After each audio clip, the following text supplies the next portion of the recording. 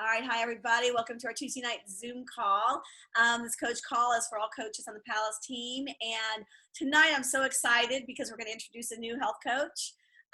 This is one of my clients, and Andrea and I have been struggle weight loss buddies for, well, since before our children, before we were pregnant. And we walked our babies, who are now going to college this year, and lamented about the struggles of losing our baby weight.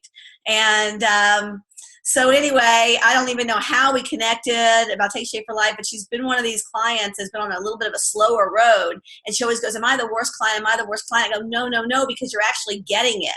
Like I go, every time I want to have a client call, I go, Andrea, like, you get it so well. I just want you to share with everybody. And so she has just joined our team. She's so much fun, and she's got a lot of people in her world, very social. And she's decided to help her team, her social network, make health fun. And she's dragging a lot of people on to her next level. So, Andrea, can you just say hi? This is our team, immediate people. Tell everybody a little bit about what you've gotten from Take Shape for Life. Oh, wait. I'm going to unmute you. Okay, I'll unmute you. Mine's fine if you want to use mine. Okay. I'm sorry. This is my first time, so I'm not real sure what to do. Anyway, I have been on the program for a couple of years and, lost a little bit of weight and kept it off for a couple of years and ready to take the next step. And like Susan said, I have a network of friends and wanted to help them get healthy with me. So Susan said that I could possibly be a good candidate for this, so I thought I'd give it a try. So thanks for having me. You'll meet people along the way, and thanks so much, Andrea. You're going to inspire us all. Thanks. All right. So we didn't get a chance to share last week, finish up about conference, and so Molly, will you go ahead and share a little bit about your takeaways from from conference? And then not only that, but okay, we're back a week already. How did you put it into practice? Have you shifted as a result of what you took away?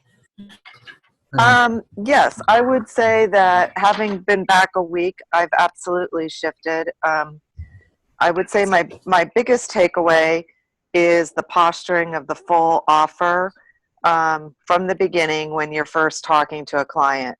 So even though I've heard that message before, I feel like now I'm much more comfortable with it. And I think part of the reason I'm comfortable with it is because I think it's evolved, and there have been a lot of successful health coaches that have created the language, and the company has backed it up with some great new marketing materials and ways for us to share the opportunity. So when I was hearing with a client initially, what would happen is I would talk about what they needed. They would explain to me why they called, and we talk a little bit about really nutritional protocol, changing your mindset, the habits of health, what the offering looked like with having a personal health coach. And I didn't really tie in the healthy finance component of it. So now I feel really comfortable doing that. It's like it was a block for me before. I don't feel like it's a block anymore. And part of the reason I don't think it's a block anymore is because I feel like I've come up with some verbiage that I'm really comfortable using. And so when I talk about healthy body, I talk about the right eating protocol to manage your blood sugar. When I talk about healthy mindset, I talk about shifting from a diet mentality to a health mentality and how we're going to work on that through word choice and thought change, shifting your thinking. And then when I talk about the amount of stress and so forth, that healthy finances is really a component of your health as well. Because if you don't have healthy finances, it creates a lot of stress, which impacts your choices, your sleep, your cortisol levels. And we know that the quality of life that you lead can be greatly impacted by finances. So we're actually going to bring that up in conversation as well along the journey. So that's just how I position it. It's like my first drip. And it seems to be well received.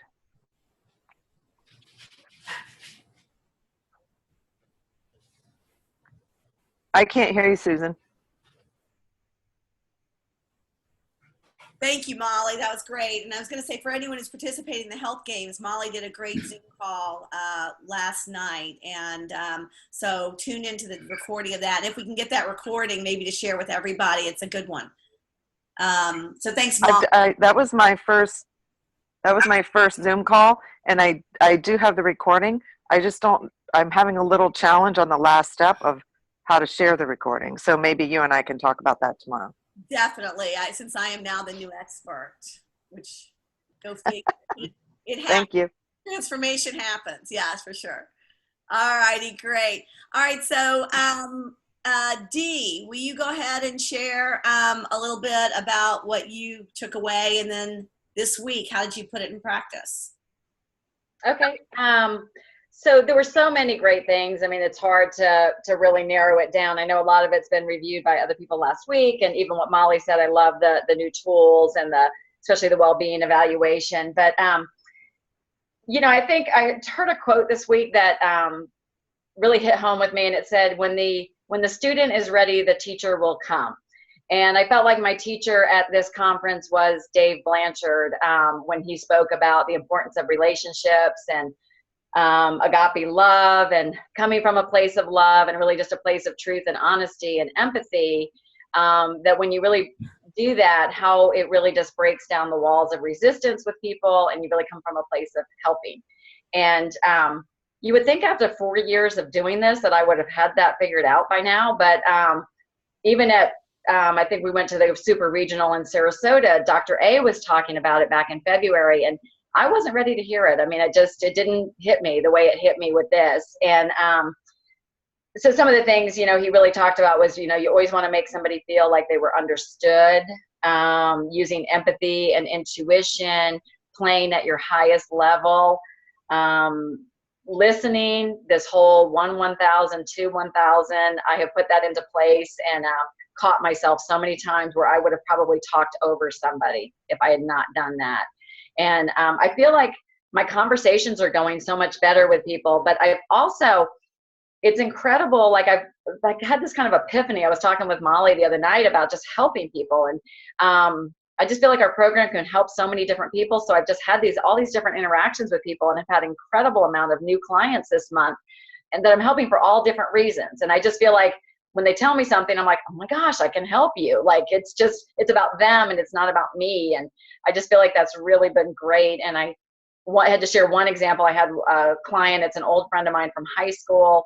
She received the food. She's got some digestive issues. And she was one of these people that right away, she was like, oh my God, this is horrible. Like, I can't eat this. And she hated everything about it. She was ready to send it all back. And I just tried to use I've been reading Dave Blanchard's books, but just used a lot of questioning and just talking.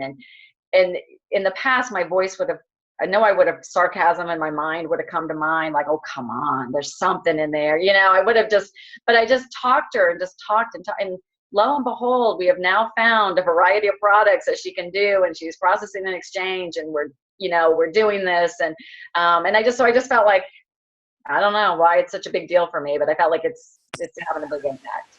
Well, that's huge. Do you remember what kind of questions? Because that is so huge. And I remember being with my mentor, and someone was calling, and they hated the program. They were quitting. And she just said, well, so let me ask you this, what is it that you want? And she was very serious. And by the end of the call, it had wholly transformed. The person was ready to go to the next. It was just, so do you remember some of the questions that you asked? Because we would all like to know those. Yeah, I mean, I think some of the things I did was, one, I just validated. You know, I validated what she said. She does have it's a long, complicated story, but she's got like this reflux issue and stuff. So I said, I don't doubt that you are experiencing these, you know, that what you're going through. I understand that this is uncomfortable for you. But I also, like, you know, said, but you also told me why you want to lose weight. Do you still want to lose weight? And, you know, so I just would reinforce and ask the questions. And would you be willing to try some of the other products rather than just trying 4 and saying, this is it, I'm sending it back? Would you be willing, you know, but there's a lot in that box. Would you be willing to try some other things? It's okay if you don't like it. We can send it back if it doesn't work for you. So I really just tried to get on her side, if that makes sense. Yeah, really good. Really, really good, Dee. Anything else? These were from a couple of other, just some keynotes I had. They were from other workshops, not Dave Blanchard, but kind of along the lines of what Molly said. It was a reinforcement. The quote was that offering the opportunity is probably the most unselfish thing that we do. And I know in the past I've gotten in my own way as far as offering the opportunity, but it's really probably the best thing I can do for somebody. They may not choose to accept it or accept it right now, but it really is the best thing I can do for them. And I heard it last week, but it's also keep track of your seeds. I think that sometimes I plant seeds and I have dropped them before. I'm usually pretty good, but I've lost track of a few. So I'm doing a better job with that. And then the one that really struck home to me is that if you're not in massive action, you are not in line with your goals. So it just is reinforcement that we've constantly got to be working towards what it is we really want. Love it. Love it. Love it. Thanks, Dee. Nicole, I know you're on the phone. You wanna share your takeaways, and then you and I talked a little bit. You had something that I really wanted you to share with the group. Oh wait, let me unmute you. There we go. Okay, hey there. Yes, my biggest takeaway from convention was Dr. A at the end talking about the importance of habits, and I am a pretty habitual person on most accounts, and I find that I have a harder time creating habits within my business. And so he recommended that you choose one thing that you want to complete every day for 30 days, one thing that you want to do, and one thing that you want to not do. And so I started thinking about that and kind of the entirety around healthy body, healthy mind, and healthy finances. And I added a spiritual component personally as well, and kind of set up some goals and took a picture of those and put it on my wallpaper for my phone, so that it was just a daily reminder of what I'm striving for the month. I have to say I have definitely not been perfect, but it is an intentional place each day to stick to what I set up for the month as best as I can over the last week. And so I wanted to share just a bit about, as we look into what has happened since convention. And this was my 5th convention, I believe. I've been coaching 4.5 years, and there was a convention right when I started. So maybe this was 4th. Anyway, it's all blending together. But I definitely have felt through the years coming back with such a motivated, inspired, go save the world mentality. And this year, I felt like I came back with more of an assurance and a confidence in what we do, what we provide, and where our company is going. And that was very important to me, and just a vital component of our business that I felt like I needed. And it's interesting with where we're at and what we're looking for. The events seem to provide that for us, because we're putting out there what it is we need and what needs to be accomplished. And so lo and behold, I kind of expected to hit the ground running. But in the first few days after coming back, I had some disappointments and some negative things happen, and found myself emotional around this one area. And Susan and I talked through me sharing this with the group, because I'm sure other people have experienced the same thing. But when we're in this industry, it definitely, though it's our business, it feels personal. We're in the service industry, and taking care of our clients is important, and it's inevitable to become friends and to become close with the people that share very intimate details of their life with us.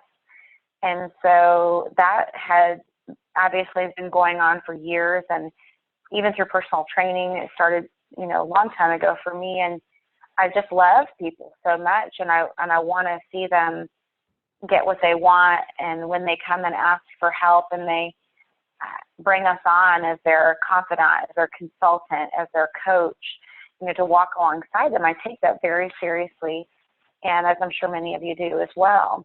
And we often want for them more than they want for themselves, which is on us. But I had an interesting thing happen after a meeting on this past a week ago today. One of my clients, I had asked him a question, and he said he was avoiding me. He said, I'm avoiding you, I'm avoiding you. And it just really triggered a response, an emotional response in me that I wasn't sure where it was coming from. And as I dove into what was actually going on, I definitely have been feeling a lot of that lately, and allowing my emotions to, I don't want to say get the better of me, but kind of control my thoughts and feelings around what I do as a health coach. And he, of course, this client said he was joking, and he wasn't in the place he wanted to be, and he felt, definitely didn't feel like I was judging him, but more he was disappointed in himself, and he obviously felt very bad that I was emotional about his joke. But it really allowed me to look at what was actually going on. And I had a meeting with a financial planner, just happened to have a meeting about an hour after that happened, and decided to go to the meeting full, raw and real, had been crying for the hour, and shared with this financial planner who's older and been in the business a long time. And I told him what was going on, and I said, how do you deal with this? And he said the most amazing thing to me that I've actually put into practice this week, and wanted to share some of this verbiage with you all, in case you might, you know, have encountered this issue with feeling like people are avoiding you. And particularly clients, not people that we're looking to want to be of service to. But and so I said to this financial planner, what do you do? Do people ever avoid you? And he said, well, all the time. People aren't doing what they said they were going to do with their money. And I said, what do you do? And he said, I keep calling them. I said, you keep calling them like you keep calling me? He said, yes, and this is what I say. So you might want to write this down. This is pretty good. He said, I call them, I leave voicemail, of course, because they're avoiding me. And I let them know that I'm calling because they asked me to help them move forward in their finances. And to his knowledge, that was still true. And so he was calling to check in about how things were going and how he could be of assistance to them. And if things had changed, that they could feel free to give him a call in the middle of the night when his phone is off, and they could leave a message if they didn't want to speak directly to him, to let him know that they no longer want his service. And he said, in all the years I've done this, do you want to know how many times I've had someone call in the middle of the night? He said, not one. He said, but you want to know how many times through the years people have said, thanks for not giving up on me. Thanks for keeping calling. He said, I hear it all the time. And it just really moved me in a way that I needed that. I needed permission to call people and to love them where they're at, regardless of if they're responding to me. And when the time is right, just as he said, when the student is ready, when they're ready, they will come, they'll re-engage. And so I made lots of calls, leaving those messages, and felt a lot of freedom around that. And I ended up, sometimes when we put effort out, we see a return that is not as we expected. And one of my health coaches decided to no longer coach, and so a large number of her clients rolled up into my line.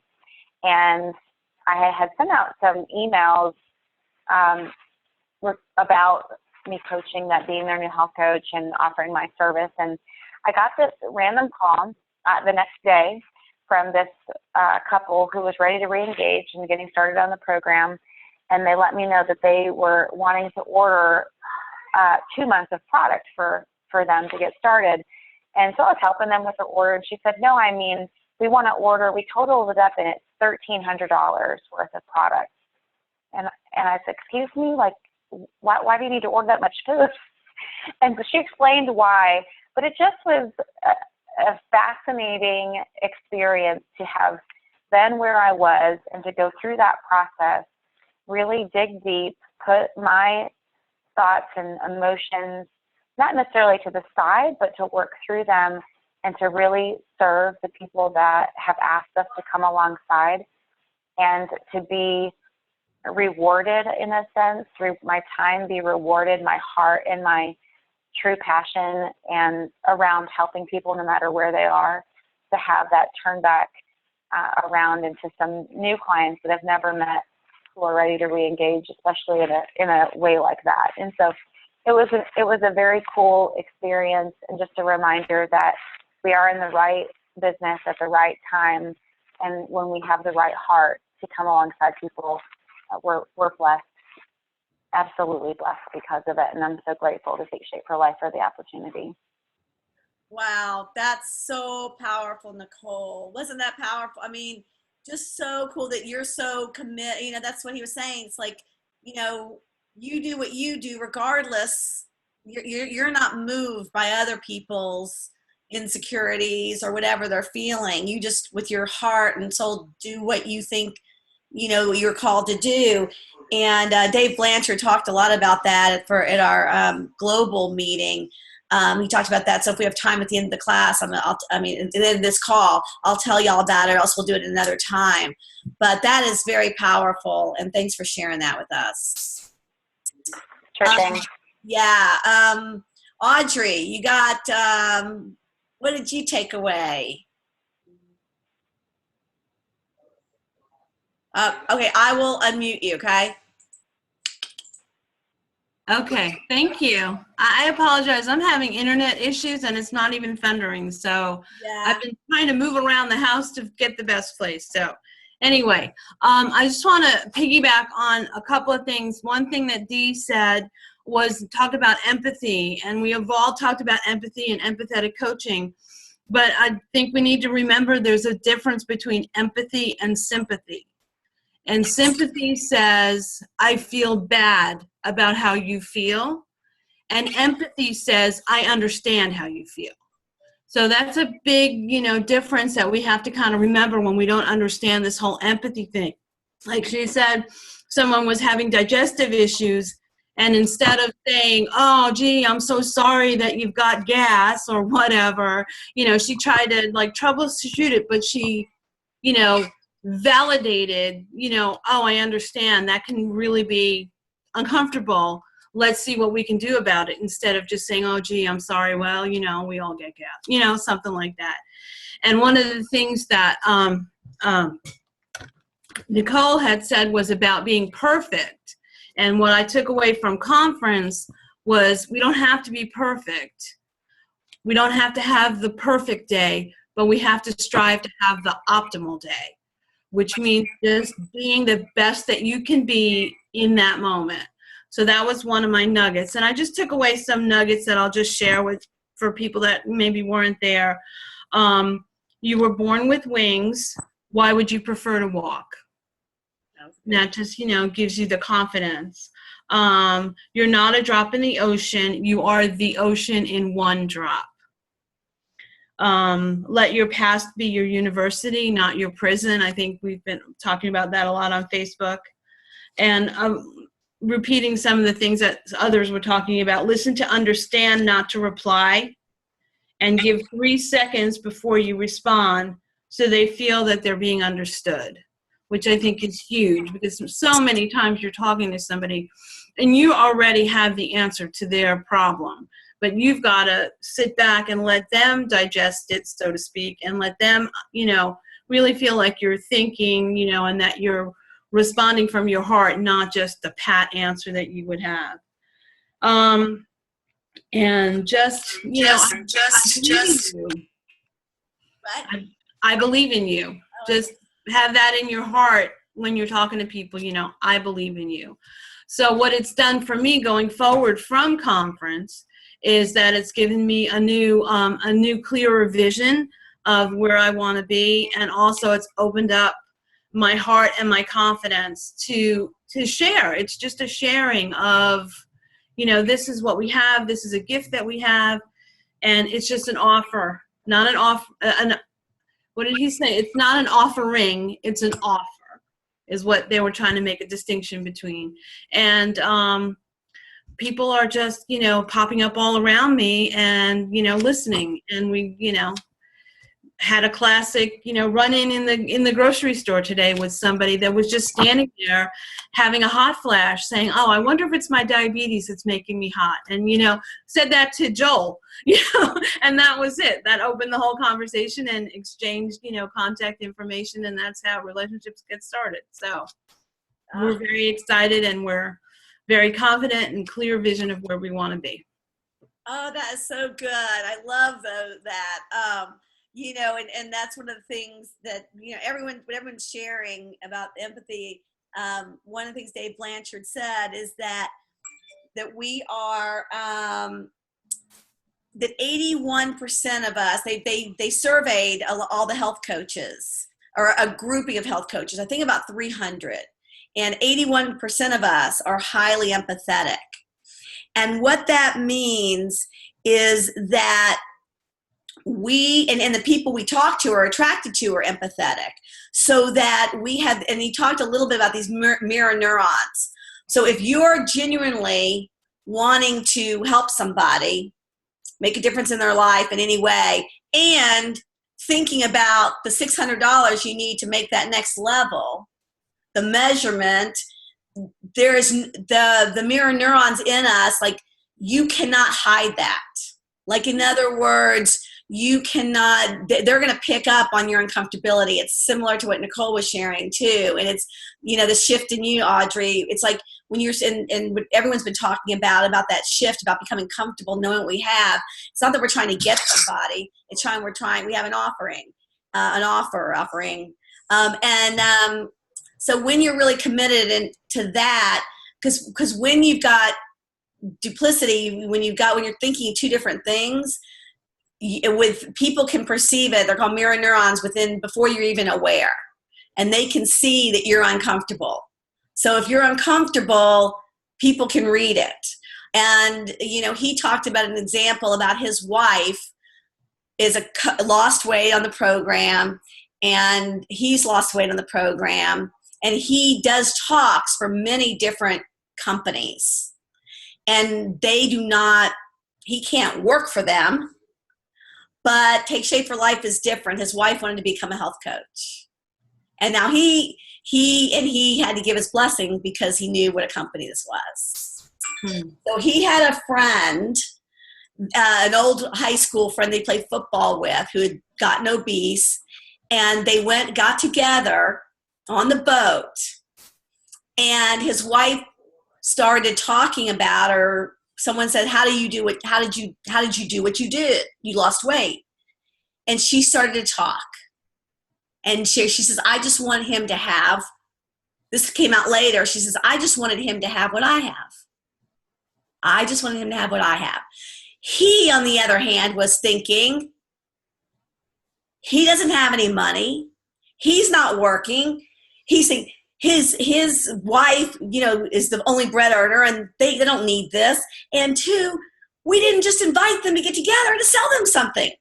That's what he was thinking. And his wife was thinking, I just want him to have what I have.